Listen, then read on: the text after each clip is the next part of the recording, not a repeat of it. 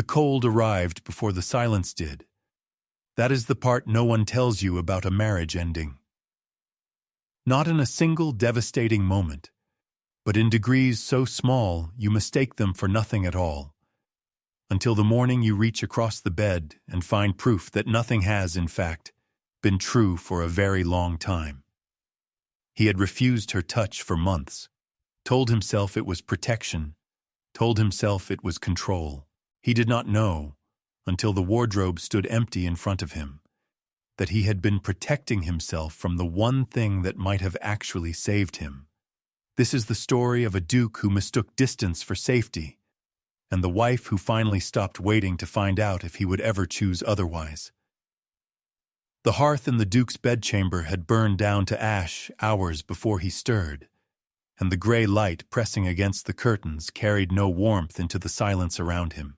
Edmund Castellan, Duke of Ravensworth, reached across the bed out of pure habit, the way a man reaches for something he has stopped looking at but never stopped needing, and found only linen gone cold beneath his palm.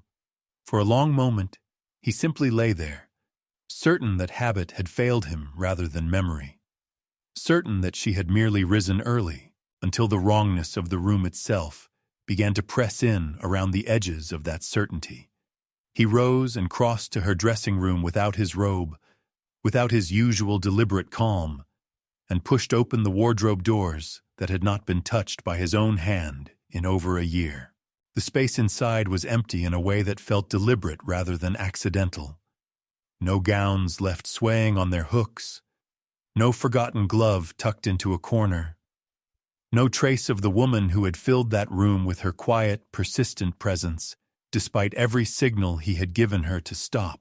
Even the small rosewood box where she kept her mother's hairpins was gone, and its absence told him more than any letter could have.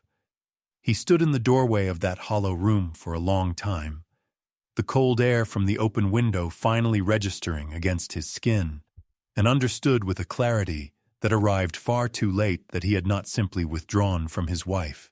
He had built, brick by silent brick, the very absence he was now standing inside of. Have you ever stayed in a silence longer than you should have, just to see if someone would finally break it first? Tell me yes or no in the comments below. I read every single one. It had not always been this way between them. In the first months of their marriage, Seraphina Holcombe had moved through Ravensworth House, as though she belonged to every room she entered, humming low under her breath while arranging hothouse flowers in the morning light. Reaching for his hand at the dinner table without asking permission first, Edmund remembered, in the unwilling way a man remembers things he has tried to bury, how she used to wait for him at the top of the staircase each evening, her face lifting toward his with an openness he had not known what to do with. He had been, in those early weeks, something close to happy, startled by it even, the way a man is startled by sunlight after a long illness. She asked him questions no one else dared to ask, about his boyhood, about the brother whose portrait hung in the East Gallery, and whose name was never spoken aloud in that house. And for a brief season, he had almost answered her. Almost let himself be known the way she so plainly wished to know him. But warmth, he had learned once before and would learn again, was the very thing that made loss unbearable. And somewhere in the space of a single autumn, he had begun pulling away from her with the same instinct a burned hand pulls away from flame, not out of cruelty, but out of a private conviction that distance was the only safety he had left to offer either of them. The change arrived without announcement, the way real change so often does, in the small and almost invisible decision to remain at his desk past midnight, rather than climb the stairs to the room they shared.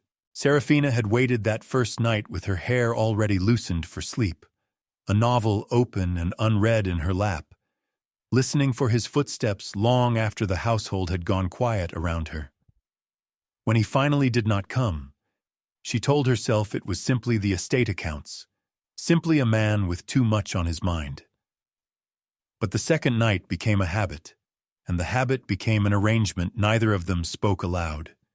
He working later, she pretending not to notice the lateness, both of them performing a marriage that had quietly stopped, including the small physical closeness that had once seemed as natural as breathing between them. He stopped reaching for her hand at dinner. He stopped letting his fingers brush hers when she passed him his coffee.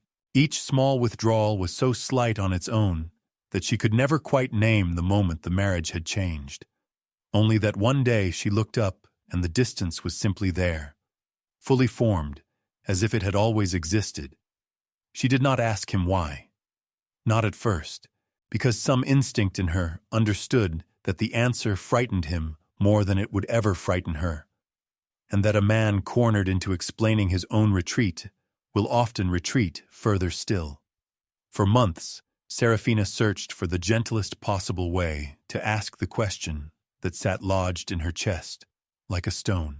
She did not weep at him across the breakfast table, did not demand explanations in front of the servants, did not allow her wounded pride to curdle into the kind of public scene that would have given Ravensworth's household something new to whisper about. Instead, she chose her moments with care. A quiet evening in the library, his study door left deliberately ajar, a walk through the winter garden where no one else could overhear. "Have I done something?" she asked him once, her voice carefully even, "that has made you wish for distance?" And he had looked at her with an expression she would spend a long while trying to interpret. Not coldness exactly, but something closer to a man standing at the edge of a cliff he did not trust himself near. He told her it was nothing she had done. He did not tell her what it was instead. She accepted that answer the way a person accepts a closed door, not because she believed it was the whole truth, but because she had learned that pressing harder only drove him further behind walls she could not see, let alone dismantle. And so she waited, patiently, the way a woman waits who still believes that patience is a form of love, rather than a slow erosion of herself. Outwardly, the Duke and Duchess of Ravensworth remained the picture of aristocratic accord, appearing together at the Hartwell ball in matching composure, his hand at the small of her back as they descended the receiving line, her smile arranged with the precision of a woman who had practiced it in private. Few among their circle would have guessed, watching them exchange polite nothings over champagne, that they had not shared a bed in the better part of a year. But a marriage performed too perfectly, Seraphina had come to understand, draws its own peculiar suspicion. Lady Prendergast, whose eye for marital cracks was as sharp as her tongue, remarked to a cluster of attentive listeners that the Duchess looked remarkably well rested for a woman married to such an attentive husband. A comment dressed as compliment that landed, as it was meant to, like the lightest possible blade. Seraphina simply smiled and changed the subject, refusing to give the room the reaction it was hunting for. Seraphina held her composure through the rest of the evening with practiced ease, refusing to let Lady Prendergast's needling reach any visible part of her. It was a small, private victory, the kind no one else in the room would ever know to count. Lady Prendergast's blade had drawn blood, but it was not the deepest wound of the night. That one was still waiting, quietly, in the carriage home, and it belonged entirely to the silence between them. It was Mrs. Yarwood, the housekeeper who had served the Castellan family since before Edmund's birth, who finally gave voice to what the rest of the household had only ever whispered around the edges of. Years before his marriage, Edmund had loved once, a woman named in old letters but never aloud, who had died of a sudden fever within a season of their own engagement, leaving behind a grief he had folded so tightly into himself that even he had stopped recognizing its shape. He had married Seraphina believing, with the particular dishonesty of a wounded man, that he could build a second marriage on careful distance rather than risk a second devastation. Closeness, in his private accounting, was simply the price one paid before loss collected its debt. And so he had begun, without ever naming it even to himself, withholding the very tenderness that might have made her feel safe rather than simply chosen. What he did not yet understand, standing in the wreckage of that empty wardrobe weeks later, was that his careful distance had not protected him from loss at all. It had simply guaranteed it, and the woman he had been so determined not to lose had walked out of his house with the quiet, devastating logic of someone who had finally stopped waiting to be let in. The decision did not arrive as a confrontation, because Seraphina had long since concluded that confrontation was a language her husband did not know how to answer in kind.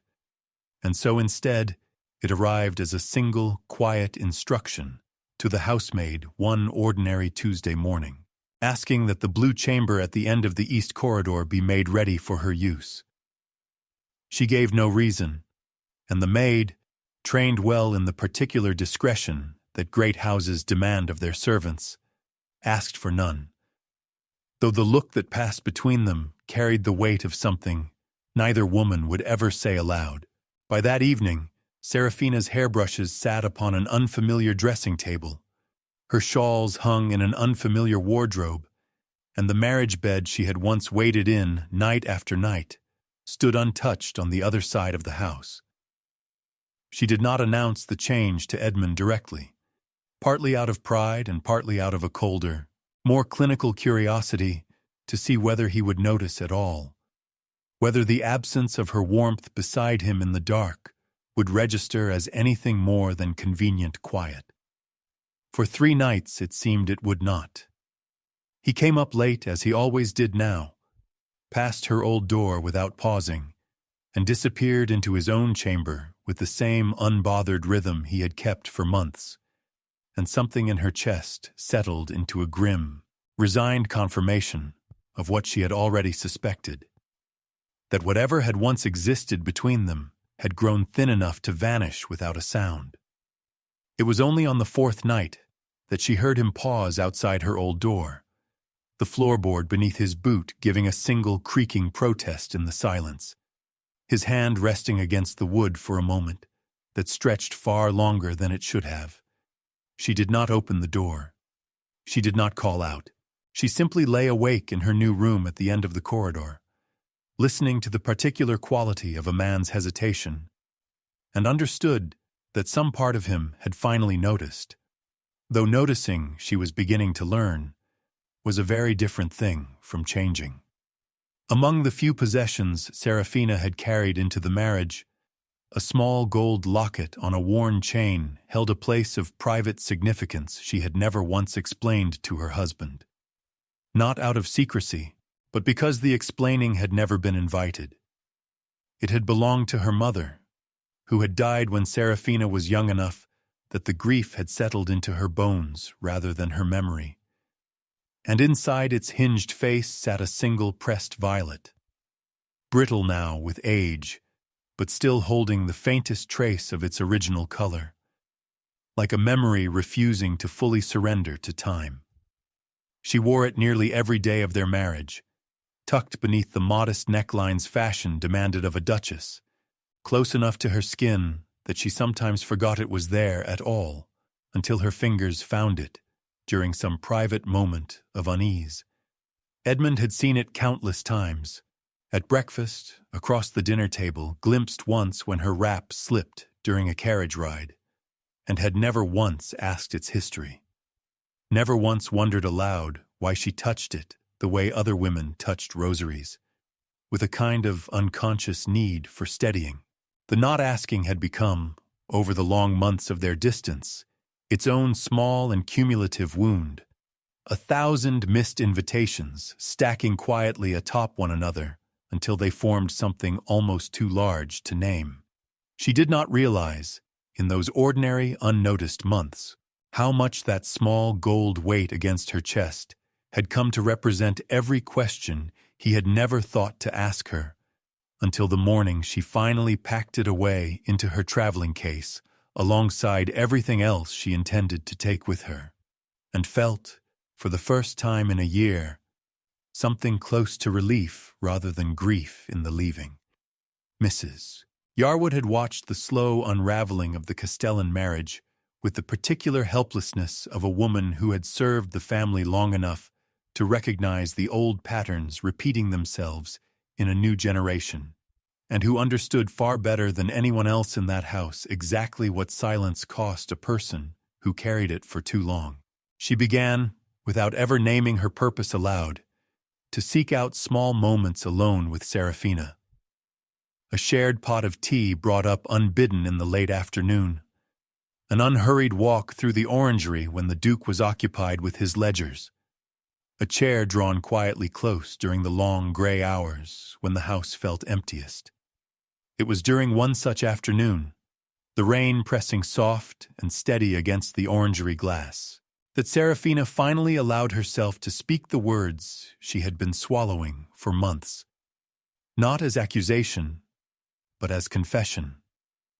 The kind a woman makes only to someone she trusts will not repeat it back to her as weakness. "I do not think he means to be cruel," she said quietly, watching the rain rather than the older woman's face. "I think he simply does not know how to want something without being afraid of losing it." Yarwood, who had known Edmund since before his first grief had even fully formed, said nothing for a long moment, then reached over and pressed Seraphina's hand between both of her own. Not to argue the point, but because she suspected, with the quiet certainty of someone who had watched this exact silence claim a different generation once before, that understanding her husband's wound would not be enough to heal the one he had given her in return. It was Mrs. Yarwood, in that same conversation, who first heard Seraphina speak, carefully, almost experimentally, as though testing whether the words could bear their own weight, of a sister some distance from Ravensworth, who had long offered her a standing welcome. Neither woman called it a plan yet, but something in the room shifted all the same. The way air shifts in the moments just before a storm finally breaks after circling for too long overhead.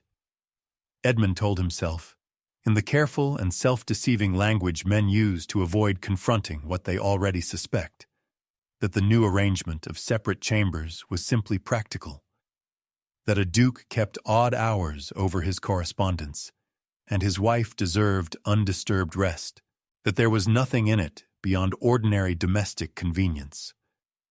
He repeated this explanation to himself often enough, in the privacy of his own mind, that he very nearly believed it. The way a man can believe almost anything if the alternative requires him to look directly at his own failures. But the body keeps its own ledger, separate from whatever the mind insists upon, and Edmund found himself unsettled in small, inexplicable ways he could not quite trace to any single cause. Reaching across an empty breakfast table out of habit before catching himself, listening for footsteps on the stairs that no longer came at the hour they once had, feeling a vague and persistent wrongness in rooms that had not changed in any way he could point to. He told himself this was simply the strangeness of routine disrupted, nothing more. The same way a man might feel unsettled by a clock stopped at the wrong hour without understanding why the stillness bothered him so deeply. What he refused, for a long while yet, to examine directly was the plain and uncomfortable truth sitting beneath all of it, that he had spent the better part of a year manufacturing distance as a kind of armor against future grief, only to discover that the armor had not made him feel safer at all. It had simply made him a stranger in his own marriage, standing just outside a warmth he had built the walls to keep out, and was only now, in scattered, unguarded moments, beginning to feel the cold of his own making. A man can call almost anything ordinary if he refuses to look at it directly. Edmund had nearly perfected the skill. Until the morning, the looking would no longer be optional. The invitation to the Ashworth dinner arrived precisely as such invitations always did among their circle, embossed, unavoidable, and entirely indifferent to the private state of any marriage forced to accept it. and Seraphina dressed for the evening with the same meticulous care she brought to every public appearance now, understanding that the gown, the posture, the practiced ease of her smile were themselves a kind of armor she had learned to wear as completely as any duchess before her. Edmund offered his arm at the base of the staircase as he always did, and she took it as she always did, and neither of them betrayed by so much as a flicker that they had not exchanged more than a dozen unnecessary words in the 3 days preceding. Throughout the long evening they performed their roles with a fluency that might have impressed even themselves, had either allowed the thought-room to surface. Edmund attentive at exactly the moment's propriety demanded, refilling her wine, inclining his head toward her remarks with apparent interest. Seraphina laughing at precisely the right intervals, resting her gloved hand upon his sleeve when the company required the visible proof of marital harmony.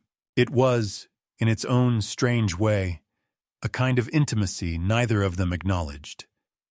The intimacy of two people who knew each other's public choreography so completely that they could execute it without a single rehearsed word passing between them. But beneath the candlelight and the careful conversation, Seraphina found herself watching her husband from across the table with something colder than longing now, something closer to a verdict quietly being reached. The growing, settling certainty that a marriage sustained entirely by performance was no longer a marriage she was willing to keep performing in, however flawlessly either of them had learned to play their part. It was Lady Prendergast, predictably, who chose the supper interval to draw her blade in full view of the company, her voice pitched just loud enough to carry to the nearest cluster of listeners, while remaining technically addressed to no one in particular. "How fortunate," she observed, examining Seraphina over the rim of her glass with theatrical admiration, "that the Duke and Duchess of Ravensworth have managed such harmony, when so many marriages of convenience curdle within the first year. One does wonder what the secret is. Separate chambers, perhaps. I hear it does wonders for a couple's complexion." The small ripple of laughter that followed was polite, restrained, the kind that does damage precisely because it cannot be openly objected to. Edmund's jaw tightened almost imperceptibly, and for one suspended moment, Seraphina watched him weigh some kind of response, some defense he might offer on her behalf, and felt, with a clarity that surprised her, that she no longer particularly cared whether he chose to offer it or not. She answered for herself instead, her voice light, her smile entirely composed. "I find," she said, holding Lady Prendergast's gaze without flinching, "that a woman sleeps far better when she has stopped waiting for things that were never coming. You might try it yourself, Lady Prendergast. I hear it does wonders for the disposition." The laughter that followed this time was sharper, and turned, and Lady Prendergast's smile thinned considerably as she retreated into her wine. But the true second surprise of that evening was not the exchange itself, nor even Seraphina's quiet victory in it. It was the look Edmund gave her afterward in the carriage home, something between astonishment and something that might, in a kinder season of their marriage, have been called pride. He did not say so aloud. He had long since lost the habit of saying such things aloud, but Seraphina, watching the passing street lamps light his face in brief, repeating flashes, understood that whatever quiet reckoning had begun in him weeks ago had just been given its first undeniable push forward. Though whether it would arrive in time was a question neither of them yet had the courage to ask. It happened on an evening so unremarkable that Seraphina herself would later struggle to recall what had finally tipped the long accumulating weight of months into the clean, quiet certainty of a decision. Only that she had been sitting alone by the fire in her borrowed chamber, the locket warm against her palm where she had taken to holding it during the hours when sleep refused to come, and had simply stopped mid-thought, waiting for a future that kept failing to arrive. There was no final argument, no breaking point delivered in raised voices, no single unforgivable word spoken across a dinner table. There was only the slow, accumulated understanding that she had spent the better part of 2 years rearranging her own hope to fit the small, shrinking space he allowed it. And that hope, rearranged too many times, eventually stops resembling hope at all. She did not weep that night, though she had wept plenty in the months before it. All of it private, all of it carefully finished, before she had to face a servant or a mirror. Instead, she found a strange, unfamiliar calm settling over her, the particular calm of a woman who has finally stopped asking a question she already knows the answer to. She rose before dawn the next morning and began, with the same quiet efficiency she brought to every task in that house, the slow work of choosing what she would take with her and what she would leave behind, deciding, with a clarity that surprised even her, that she would take almost nothing of what Ravensworth had given her, and nearly everything of what she had brought into it herself.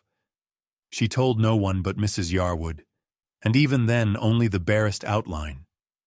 A sister's house some distance away, a need for time that she did not yet know how to name precisely.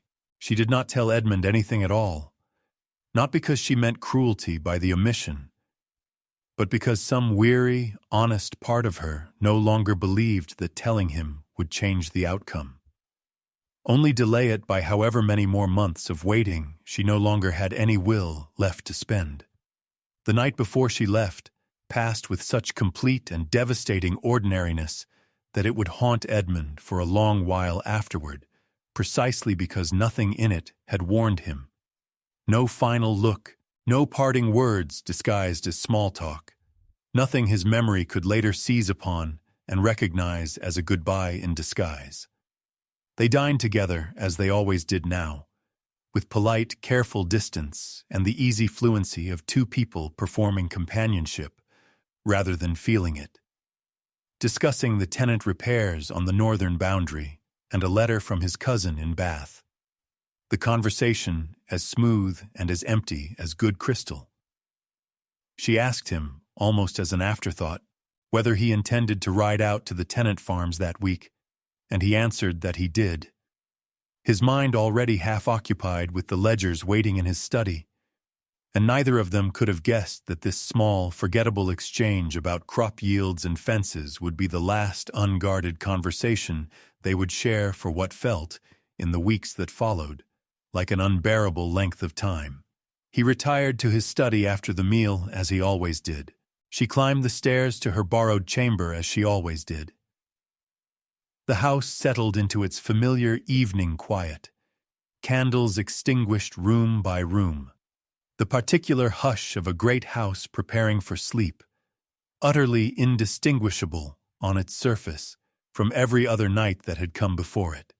It was only much later, replaying that evening over and over in the empty hours after her departure, that Edmund would understand the particular cruelty of an ending that arrives wearing the costume of an ordinary Tuesday, and how a man can stand inside the very last evening of his marriage and feel absolutely nothing extraordinary at all. Right up until the morning, everything extraordinary became unbearably, irreversibly clear. 3 days after that unremarkable dinner, Edmund departed for London on business he had delayed twice already, matters concerning the estate's shipping interests that could no longer wait on his convenience, requiring his signature and his presence in rooms full of men who cared nothing for the private architecture of his marriage. He left at first light, as was his habit, pausing only briefly outside her door out of some old, half-buried instinct before continuing down the stairs without knocking, telling himself there would be time enough for whatever conversation needed having when he returned. The 4 days in London passed in the usual blur of contracts and correspondence and the particular exhaustion of performing competence in rooms full of men measuring one another for weakness, and Edmund found himself, in the rare quiet moments between meetings, thinking of Seraphina with an unfamiliar persistence. Not guilt exactly, not yet, but something adjacent to it. A low and steady awareness that he had left something unfinished behind him that he could not quite name. He told himself it was simply the strangeness of distance, the way absence makes a man notice things he overlooks too easily up close. He did not write to her during those 4 days, though he composed the beginning of a letter twice and abandoned it both times, uncertain what words could possibly bridge a silence he himself had built, brick by careful brick, over the better part of 2 years. He told himself there would be time for that conversation when he returned home, never once imagining, as he climbed into the carriage for the long ride back to Ravensworth, that the home he was returning to would no longer contain the one thing in it he had spent so long failing to properly hold on to. Somewhere behind him, in London, he had been composing patience he assumed he could still afford. Ravensworth was already proving him wrong. The carriage arrived at Ravensworth past midday, and Edmund climbed the front steps with the particular fatigue of a long journey, already composing in his mind the small, careful overture he intended to make that evening. Nothing dramatic, simply a question asked gently, an invitation to speak the things neither of them had managed to say in months. He did not yet know that the house he was walking into had already changed shape in his absence, the way a room changes shape the instant something essential is removed from it, even before the eye fully registers what is missing. It was Mrs. Yarwood who met him in the entrance hall, her expression carrying a gravity he recognized immediately as significant. And it was Mrs. Yarwood who told him, as gently as the truth allowed, that the Duchess had departed 2 days prior for her sister's estate, that she had taken her own belongings and left the rest, that she had asked specifically that no letter follow her until she herself had decided she was ready to receive one. Edmund stood very still in his own entrance hall, hat still in hand, and felt the particular vertigo of a man discovering that the floor beneath him had been quietly removed some time ago, and that he was only now, belatedly, beginning to fall. He climbed the stairs to her chamber, not because he expected to find anything different from what Mrs. Yarwood had already told him, but because some part of him needed to see the emptiness directly, needed the wardrobe's hollow interior and the cold, untouched bed to confirm what his mind was still struggling to accept. And standing there in that second, more final discovery, he understood with a force that nearly buckled him that he had not simply lost his wife's company. He had lost, through nothing but his own careful, deliberate distance, the only person who had ever offered him the chance to be known completely, and had walked away from that offer so many times that she had finally, reasonably, stopped extending it. He found Mrs.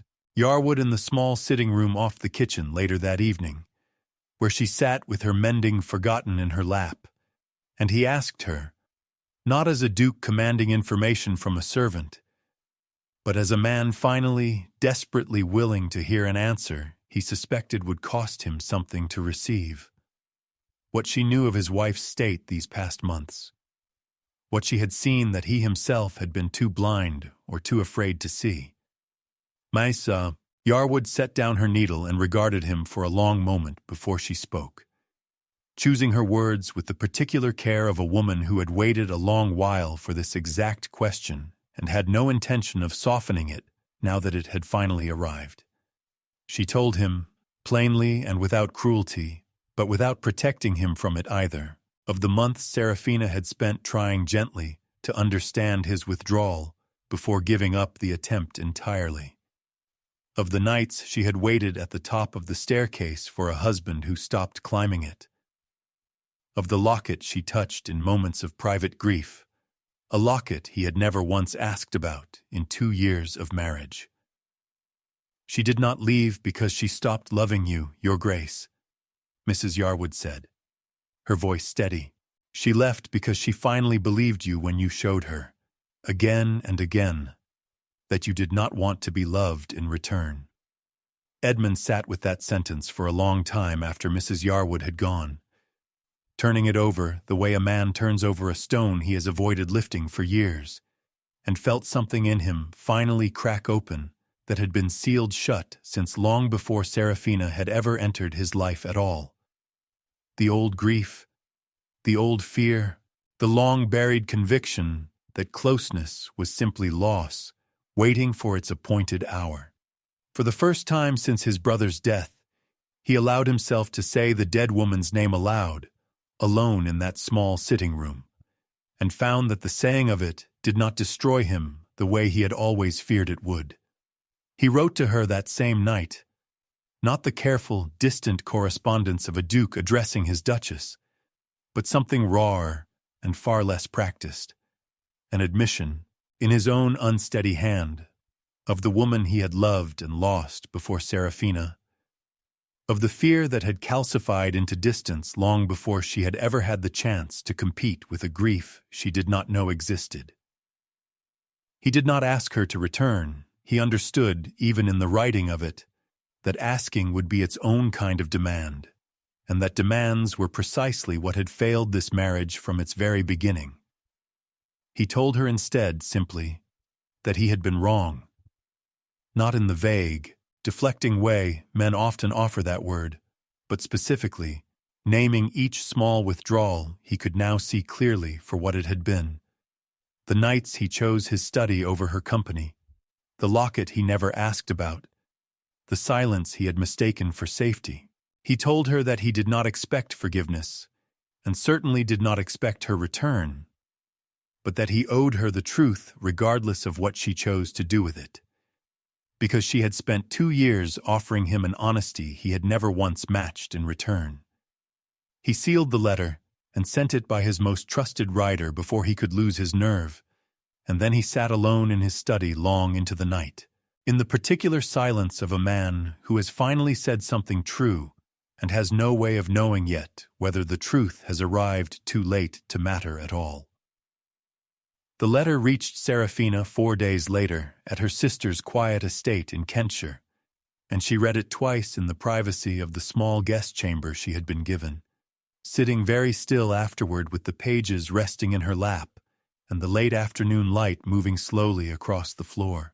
She recognized, even through her own carefully guarded distance, that the words cost him something real to write, that the man who had spent 2 years unable to speak his own grief aloud had finally forced himself to name it, plainly, without the usual armor of formality he hid behind even in private correspondence.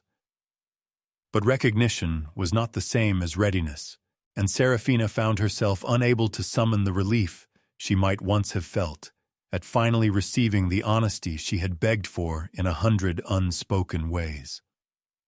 She had spent too long building a version of herself that did not require his attention to survive, and a single letter, however sincere, could not undo the long architecture of self-protection she had constructed around her own heart in his absence.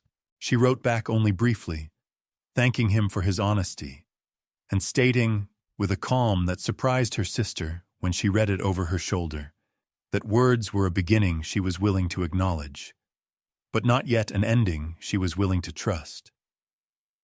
She did not tell him to come. She did not tell him to stay away. She told him only that if he meant what he had written, he would find a way to show her so, because she had learned, across 2 long years of marriage, exactly how little a man's intentions weighed against the plain evidence of his actions, and she had no intention of mistaking the one for the other ever again. Edmund did not write again immediately, understanding at last, slowly, painfully, but at last, that further letters would only confirm what Seraphina had already warned him against, that he was a man who spoke well and acted poorly, and that more words from him now would simply be more of the same failed currency. Instead, he began, without announcement and without expectation of credit, the quiet work of becoming a different kind of husband in the empty house she had left behind. as though practicing for a return she had given him no promise of. He visited his brother's grave for the first time in over a decade, standing alone in the cold churchyard until the worst of the old grief had finally been allowed its proper grieving, rather than its usual burial beneath silence. He wrote, at considerable personal discomfort, a long and unguarded letter to his late wife's surviving aunt, the first contact he had permitted himself with that side of his old grief in years, simply to finally close a door he had left swinging open for far too long. He instructed his steward to have the locket-sized portrait of Seraphina's mother, the one she had once mentioned, in passing, wishing she had been able to commission before her own mother's death. Quietly researched and reconstructed from an old miniature her sister possessed, asking for nothing in return for the gesture, expecting no audience to witness it. He did these things not as performance for a wife who was not there to see them, but because he had finally begun to understand, in the long, empty evenings of that house, that the man he wished to become could not be built around the hope of her return. He had to become him regardless, and trust, with no guarantee at all, that the becoming might eventually be enough. It was the Kentshire Harvest Assembly, held at the estate neighboring her sister's, that brought them unexpectedly into the same room for the first time since her departure. Seraphina attending at her sister's quiet insistence, Edmund arriving on business that had genuinely required his presence in the county, neither aware until the moment of arrival that the other would be there as well. The room noticed immediately, the way rooms full of idle gossip always notice such things, and Seraphina felt the weight of dozens of curious glances settle upon her the instant her husband's name moved through the crowd ahead of his actual arrival.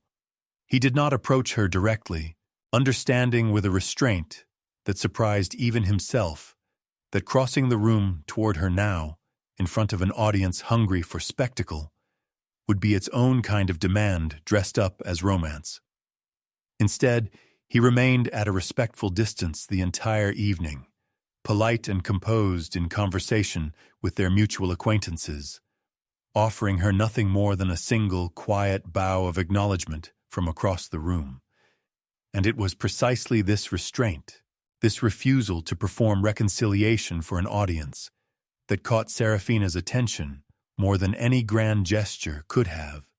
Near the evening's end, as the assembly began to thin, he approached her at last, but only to ask, with genuine and uncertain humility, whether she would permit him the honor of a single dance, not as husband reclaiming wife, but as a man requesting plainly the chance to be in her company for the length of one song.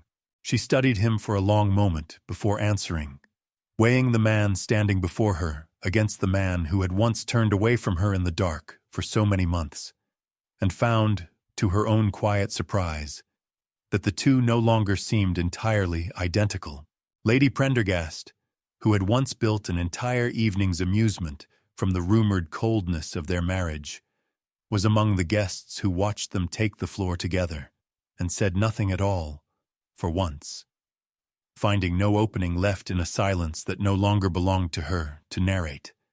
They danced in near silence, the orchestra filling the space neither of them yet trusted themselves to fill with words, and Seraphina found herself studying her husband's face for the small, telling signs she had learned to read across 2 years of marriage, the careful distance in his eyes, the practiced composure that so often concealed whatever he was unwilling to name. She found instead something unguarded looking back at her, something that had not been there in a very long while, and understood with a strange, cautious lift in her chest that whatever he had been doing in the weeks since her departure had changed something in him more fundamental than mere apology. "I visited my brother's grave," he told her quietly, midway through the dance, the words arriving without preamble because he had stopped, finally, performing the careful control that had once governed every sentence he offered her. "I should have done it years ago. I should have told you about him years ago, instead of making you live beside a grief you were never given permission to ask about. Seraphina said nothing for several long turns of the dance, absorbing the admission, and then asked, simply, why he was telling her now, rather than in another letter. "Because letters cost me nothing to write and everything to mean," he answered.